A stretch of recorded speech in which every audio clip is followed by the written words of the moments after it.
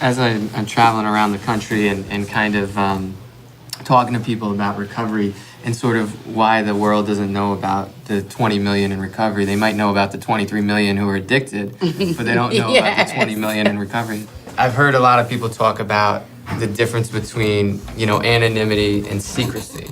And so, there's this veil of secrecy, which if you look back in 1939 and you read some of the literature, having a secret society wasn't the intention. But I think the social bias, Yes.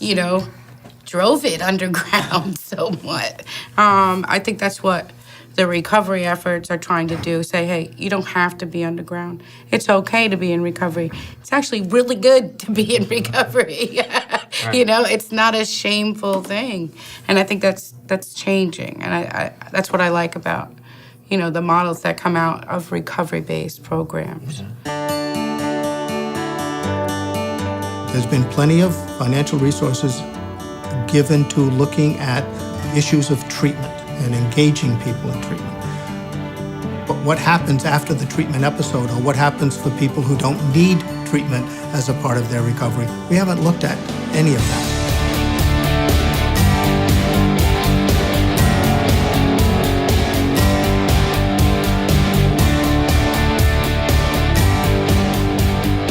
I was introduced to the Recovery Community Organization in Rhode Island, which is Right Cares. And then I got involved, and then about 4 or 5 years ago, a lot of us were talking about, wouldn't it be great to have a gathering place, not a 12-step clubhouse type place, but a community center for the recovery community.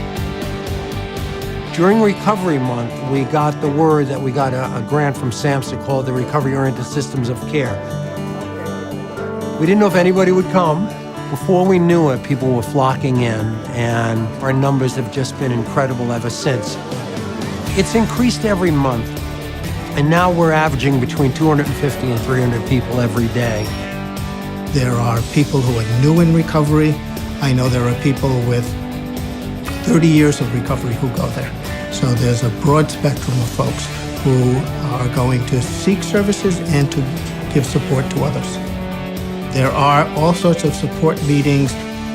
There are computers, so there's a chance to look for jobs.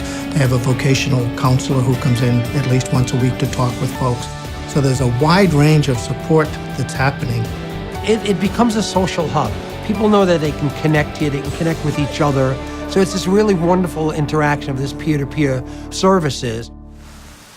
Obviously, we rely on foot traffic, and the Anchor has brought lots of traffic. They're here, they come to the restaurant. We love the Anchor. They have Jim Gillen at the helm, who goes out of his way to make sure that their impact on Main Street is not just minimized, but it's actually positive. So when you see how clean Main Street is and the sidewalks, that's Jim Gillen and the Anchor Recovery Center, cleaning the streets, sweeping sidewalks, picking junk up. I really don't have enough good things to say about it.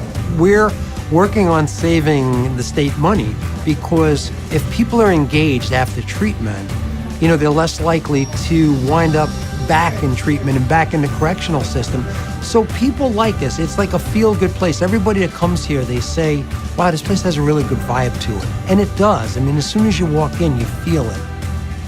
I think that stigma will most likely be changed when the community sees us acting differently in the community as people in recovery. Contributing to the community in a blood drive or a cleanup, citizenship.